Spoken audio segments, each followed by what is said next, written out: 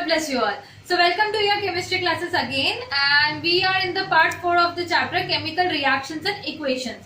So हम लोगों ने पिछली क्लास में केमिकल इक्वेशंस की स्पेशलिटीज डिस्कस की थी और उसके बाद हमने बैलेंस्ड और अनबैलेंस्ड केमिकल इक्वेशंस क्या होता है ये देखा था. तो बैलेंस करना क्यों जरूरी है केमिकल इक्वेशंस को? Just to satisfy the law of conservation of mass, right? So here let's learn how to balance the chemical equations in our today's class. तो पहले तो यहाँ पे एक क्वेश्चन आप लोग लिख दीजिए, हेडिंग दे दीजिए how to balance a chemical equation and write down a small question. Write a balanced equation for the below reaction. Zinc is reacting with sulfuric acid to produce zinc sulfate and hydrogen gas is liberated. Zinc reacts with sulfuric acid to produce zinc sulfate and hydrogen gas is liberated. This is your question. So answer. Now let's discuss the steps to write the balanced chemical equation. In answer, mention steps to find the balanced chemical equation. Step number 1. Write the word equation. What is the word equation? Zinc plus sulfuric acid giving zinc sulfate and hydrogen gas. This is your word equation. Second, step number 2. Try to write the symbol equation. So which is the symbol equation? Zinc plus H2SO4 gives ZnSO4 plus H2. This is the symbol equation. So for writing the symbol equations, you must be very much apt in making the formula of the compound. So how to make the formula of the compound? By cross multiplying the valencies, or else I can say oxidation states of the particular atom or a group of atoms, right? So if you are good enough in that, it's good. If you are not, after learning these steps, I'll be posting one basics video. तो उसमें आप लोग को clear हो जाएगा कि फॉर्मूले कैसे फॉर्म करना है, ठीक है? So step number 3 is draw a table of comparison between reactants and products. So how is the table drawn? Reactants कौन से हैं? आपको मालूम होना चाहिए. जो लेफ्ट हैंड साइड है वो रिएक्टेंट्स है, जो राइट हैंड साइड है वो प्रोडक्ट्स है. सो कंपैरिजन टेबल बनाना है, मतलब रिएक्टेंट में कितने एटम्स है पर्टिकुलर एलिमेंट के और प्रोडक्ट में कितने एटम्स है पर्टिकुलर एलिमेंट के, ये चीज हमें कंपेयर करनी है. So see how it is drawn. Below that step itself you have to draw the table. Okay, so I am leaving this reaction as it is on the board and I am drawing the table here.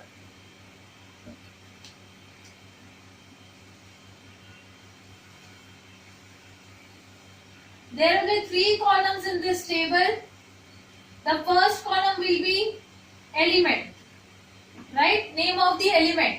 Second column will be reactant. Third column will be product. Okay? So now we shall start writing the name of the elements involved in this particular reaction one by one. Which is the first element? Zinc. So write the name of zinc. Second element, hydrogen. H stands for hydrogen. Now SO4 is not any element. There are 2 different elements in this group. One is sulfur, another is oxygen. So try to learn the symbols of the elements so that you do not make any mistake while writing the names of the elements. So third one will be sulfur and last one is oxygen. Right? So there are 4 elements involved in this reaction. Any else element is present? No one. Okay. So let's compare the number of zinc on both the sides first of all. At the reactant side, we have how many atoms of zinc? Nothing is mentioned. No numeral is mentioned before Zn or after Zn. That means coefficient will be 1. So 1 atom of zinc is present at the reactant side. Let's check at the product side. Again same thing. ZnSO4. This 4 stands for oxygen. So we are again having only single atom of zinc at our product side. So only 1 atom of zinc is present. Next, let's check for hydrogen. Hydrogen कितने हैं आपके reactant side पे? H2 लिखा है. इसका मतलब hydrogen के 2 atoms है. प्रोडक्ट साइड पे कितने हाइड्रोजन से आपको एंड पे दिख रहा है? H2 है, मतलब कि यहाँ पे भी 2 एटम्स है. Good. Next let's check for sulphur. कितने एटम्स है सल्फर के? यहाँ कोई नंबर नहीं है एग्जैक्टली सल्फर के नीचे या पूरे H2O के आगे कोई भी न्यूमरल नहीं है. अगर यहाँ कोई भी नंबर होता फॉर एग्जांपल H, तो वो H को भी मिलता, वो S को भी मिलता, वो O को भी मिलता, राइट? और उनके जो नीचे नंबर है उससे भी मल्टीप्लाई होता, बट ऐसा कुछ है नहीं। तो सल्फर का यहाँ पे एक ही एटम है, प्रोडक्ट साइड में भी हमारे पास सल्फर का एक ही एटम है, और ऑक्सीजन कितने हैं यहाँ पे 4 atoms on the reactant side, 4 atoms on the product side. अब हम कंपेयर करते हैं रिएक्टेंट और प्रोडक्ट में सारे एलिमेंट्स के नंबर कितने हैं एटम्स के। 1 जिंक का दोनों साइड पे 1 है, हाइड्रोजन के दोनों साइड पे 2 है, सल्फर दोनों साइड पे 1 है, ऑक्सीजन दोनों साइड पे 4 है। So what will be your step number 4? On inspection of this table, we conclude that this reaction is already balanced because there are equal number of atoms of each element on both the sides of the reaction. Clear? So this reaction was an example where the reaction was already balanced, but these are the steps, basic steps which we have to follow to balance all kinds of reactions according to our NCERT pattern. ठीक है? तो अब हम लोग एक second example try करते हैं। I hope ये आपको क्लियर हो गया है। So write down the question, iron reacts with water और steam. Red hot iron reacts with steam to produce iron 2,3। In bracket write down Roman numerals में iron 2,3 oxide and hydrogen gas is released. Okay, so step number 1, write down the word equation of the given statement. Word equation क्या है? Iron plus steam. Steam means water, right? आपको क्या मिल रहा है? Iron in bracket 2,3 oxide. आप Roman numerals में 2,3 लिखेंगे, और उसके अलावा आपको क्या मिल रहा है यहाँ पे लास्ट में? H2 gas means hydrogen gas. Right? Hydrogen gas is released. Fine. So this is the word equation step number 1. Step number 2 क्या है आपका कि आप उसके में क्या लिखेंगे? Symbol equation. So iron का symbol क्या होता है जरा सोचिए। Fe. Iron का symbol होता है Fe plus H2O will give us Fe3O4. Iron 2,3 oxide का सिंबल होता है Fe3O4। ये तो आप याद ही कर लीजिए, एकदम बेसिक सा सिंबल है। प्लस आपको लास्ट में यहाँ पे क्या मिलने वाला है? Plus you will be getting here H2। सही है ना? ओके, तो step number 3, draw the table of comparison between the reactants and products. Right, so I am drawing the table directly. You keep on writing the steps whatever I have dictated earlier in the previous exam, previous example. So same steps you have to jot down here as well. ठीक है? So मैं बोलते जा रही हूँ साथ में ताकि आप लोग लिखते चलो। आपको अगर दिखे क्लियर से बोर्ड, अच्छी बात है, आप लिखो, नहीं तो एटलीस्ट सुन के सही से लिखो, आलस मत करो। पिछले बार में जो लिखे थे वही सेम यहाँ लिखना है। No shortcuts are allowed. आता है याद रख लेंगे, बाद में कर लेंगे, no such thinkings. Okay, very good. So element, पहला एलिमेंट कौन सा है हमारा? Iron, Fe, correct. सो नहीं लिखना है Fe, अच्छे से हम लोग आयरन लिखते हैं। अगर आपको कंफ्यूज होता है तो आप सिंबल्स का एक कॉलम और बना लो। तो आप पहले नाम लिखो फिर सिंबल लिखो, ठीक है?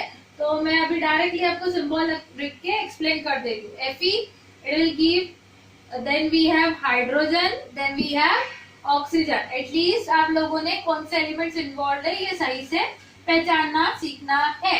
क्लियर? अब आयरन के कितने नंबर ऑफ एटम्स है on the reactant side? Only 1 atom is present at the reactant side. 1 product में आपको यहाँ 3 एटम्स दिख रहे हैं। नेक्स्ट हाइड्रोजन के रिएक्टेंट में 2, प्रोडक्ट में भी 2, ऑक्सीजन का 1, प्रोडक्ट में 4। करेक्ट? सो नेक्स्ट स्टेप यहाँ पे आपको क्लियरली दिख रहा है। अगर आप कंपेयर करते हो रिएक्टेंट्स एंड प्रोडक्ट्स को इस टेबल में, तो आपको दिखता है कि सिर्फ हाइड्रोजन के इक्वल नंबर ऑफ एटम्स है। मींस हाइड्रोजन का मास law of conservation of mass follow कर रहा है। हाइड्रोजन एटम जो है वो हाईली बैलेंस्ड है, लेकिन आयरन और ऑक्सीजन का नंबर बैलेंस्ड नहीं है। तो यहाँ पे हमारा law of conservation of mass contradict हो जाएगा, फेल हो जाएगा इस रिएक्शन में। तो अब हमें इन्हें बैलेंस करना है। तो मैं किसको बैलेंस करूं, पहले आयरन को करूं या ऑक्सीजन को करूं, that is my next question. तो यहाँ पे एक हिंट आपको याद रखनी है कि आपको highest number of imbalanced reactants या प्रोडक्ट से शुरू करना है। तो यहाँ पे सबसे ज्यादा नंबर किसके डिफरेंट है, ऑक्सीजन एटम के। यहाँ पे एक एटम है तो वहां 4 एटम है, तो हम स्टार्ट करेंगे ऑक्सीजन से। आयरन में 3 एटम, 1 एटम, ऑक्सीजन में 4 and 1, bigger number is 4, so will start with balancing of oxygen. Fine, so oxygen को बैलेंस करने के लिए क्या करना होगा, स्टेप नंबर 4 आपका क्या आएगा, make the multiply the number of oxygen atoms on reactant side by 4। Correct, ऐसा करने से क्या हो जाएगा, आपका रिएक्टेंट में भी 4 ऑक्सीजन आ जाएंगे। Now right the equation again, theory में लिखिए multiply the number of oxygen atoms on reactant side by 4 and right the reaction again, modified reaction. So reaction will become Fe plus 4H2O। ठीक है, आपको confuse होता है, आप ऐसे box कर लो, ये बॉक्स का मतलब है इस बॉक्स के अंदर आप कोई नंबर नहीं डालने वाले हो, इस ऑक्सीजन के नीचे नहीं, बीच में नहीं, कहीं भी नहीं, सिर्फ बॉक्स के बाहर, क्योंकि ये पूरा कंपाउंड है, जो स्टेबल कंपाउंड है उसकी स्टेबिलिटी को, उसकी वैलेंसी को आप छेड़ नहीं सकते हो। ठीक है, तो आप सारी ही कंपाउंड्स को बेटर ऐसा बॉक्स बना लीजिए, सो दैट आपको पता चल जाएगा कि अब मुझे जो भी नंबर डालने हैं वो कहाँ डालने हैं, उस बॉक्स के आगे, उस बॉक्स के बाहर। ओके, तो सभी पे हमने बॉक्स कर लिया। रिएक्शन क्या आ गया, 4H2O, it will give me what, it will give me, यहाँ पे मुझे Fe3O4 एज इट इज मिलने वाला है, प्लस H2। करेक्ट, अब आपको टेबल फिर से बनाना पड़ेगा।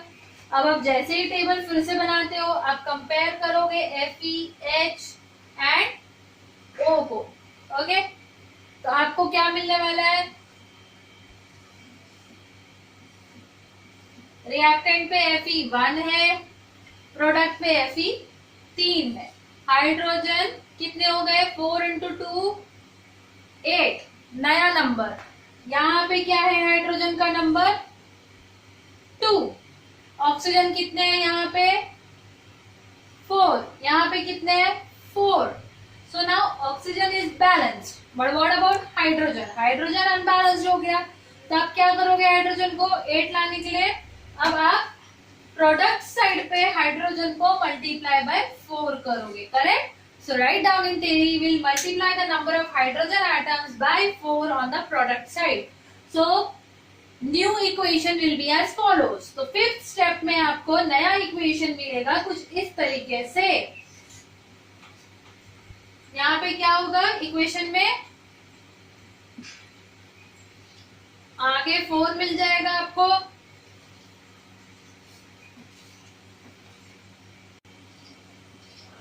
so this is your step number 5 with iron plus 4H2O gives Fe3O4 plus 4H2O. So now new table of comparison will be created. What will be the table? यहाँ पे hydrogen के आपके पास 8 atom हो चुके हैं, ऑक्सीजन का 4 and 4 हो चुका है, लेकिन आयरन अब आपके पास 1 and 3 के फॉर्म में प्रेजेंट है। तो सिर्फ अनबैलेंस्ड एटम कौन सा बचा है आपके पास, आयरन का, as you can see directly from this table, right. So अब उसको बैलेंस करने के लिए आप क्या करने वाले हो, you need to make the number equal on both the sides by multiplying the number of iron atoms on reactant side with 3। Correct, तो आपका नया इक्वेशन आपके पास आ जाएगा 6 स्टेप में 3Fe plus 4H2O gives me Fe3O4 plus 4H2O. This is the final equation. So here on inspection we find that number of atoms are equal on both the sides, right? Hence this equation now follows the law of conservation of mass, and this is the final balanced equation wherein iron is reacting with steam to produce ferroferric, means iron 2, 3 oxide, and hydrogen gas is liberated. Kindly write down the names of the reactants and products below their symbols or formulae. Fine. So this is the classical way of balancing the equations by making the tables of comparisons between reactants and products. So this is the classical way basically. अब ये classical वे जो है ये आप हर जगह use नहीं कर सकते हो. अगर आपको कोई कॉम्पिटिटिव एग्जाम्स देनी है या शॉर्ट में कहीं जस्ट आपको टैली करना है कि मेरा आंसर सही है या रॉन्ग है, तो आपके पास एक शॉर्टकट मेथड होना बहुत जरूरी है. So I'm going to give you a perfect square method right now to balance these equations. Perfect square method. आप heading डाल लीजिए perfect square method. This was the classical method of balancing the equations. Clear?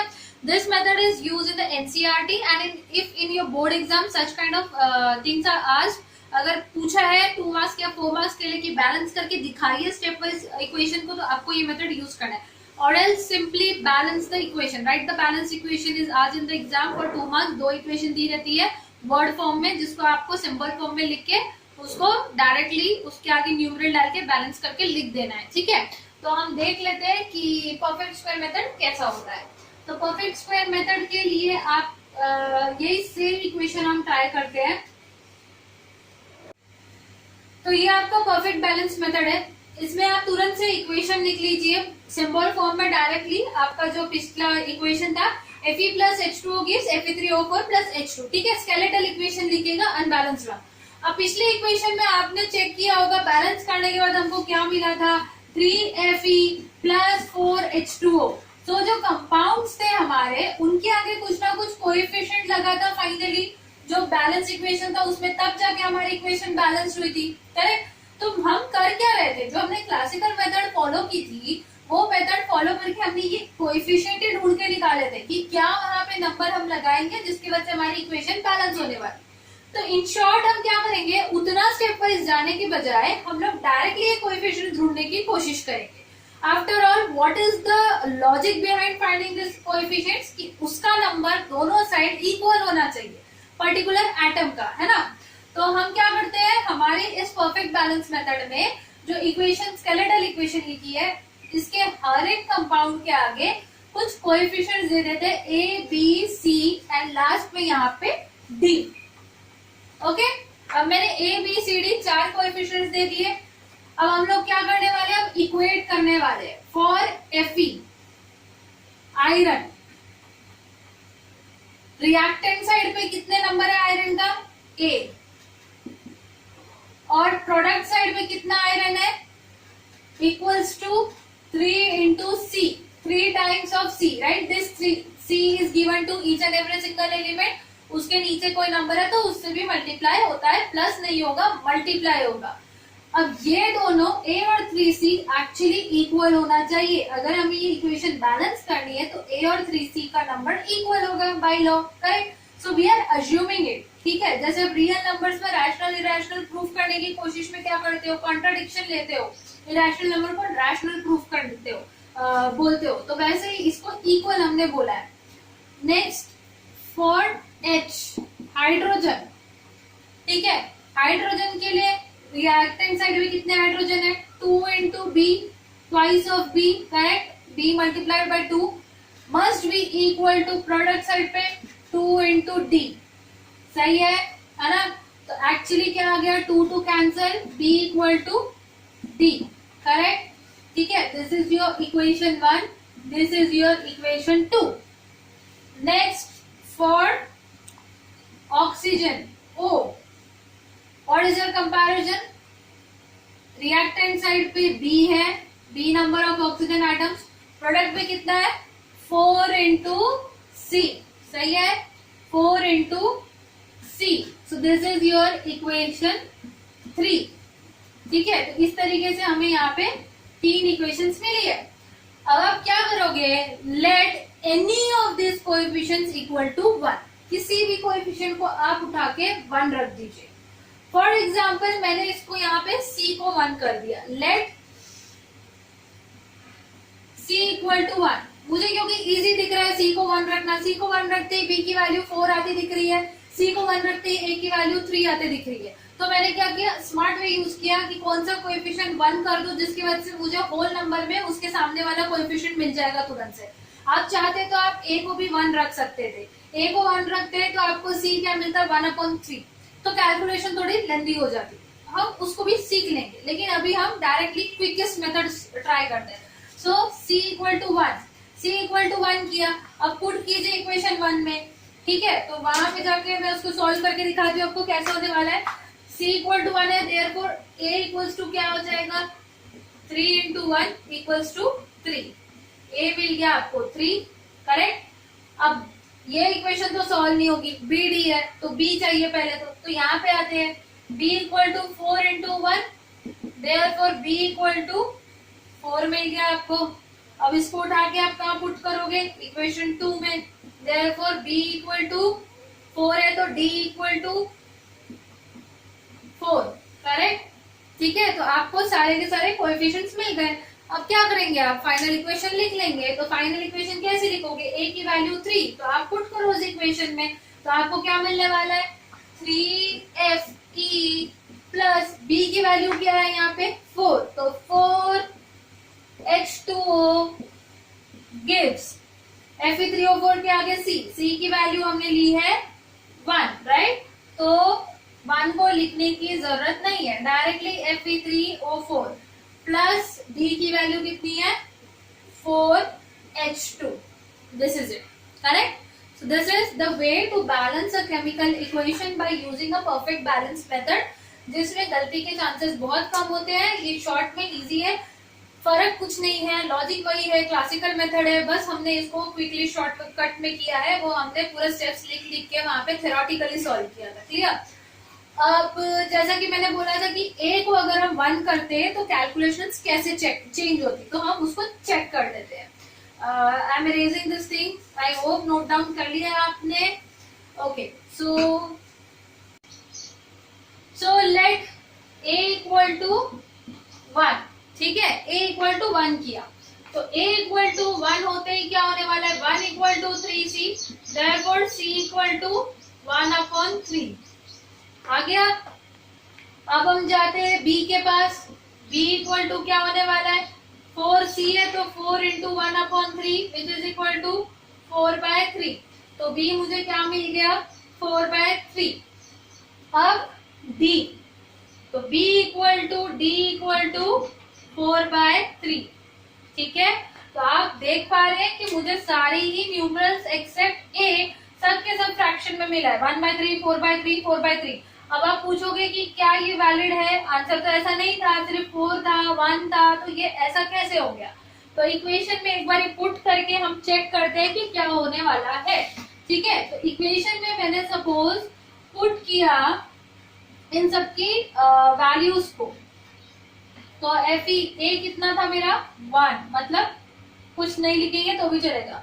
b कितना है 4/3, ठीक है, और आपका c कितना था, c है आपका 1/3, और आपका d कितना है, d है आपका अगेन 4/3, क्लियर। सो यहाँ पे आप लिख दो 4/3। तो क्या ये इक्वेशन बैलेंस्ड है, दिस इज माय क्वेश्चन। बहुत बच्चे ऐसा इक्वेशन देख के डर जाते हैं और डायरेक्टली बोल देते हैं कि इक्वेशन जो है ये बैलेंस नहीं है, क्योंकि यहाँ पे कोएफिशिएंट्स होल नंबर में नहीं है। आप 1/3 कैसे लेंगे Fe3O4 का, 4/3 कैसे लेंगे, 4/3 H2O कहाँ से लेकर आएंगे। But let me tell you this is a balanced chemical equation.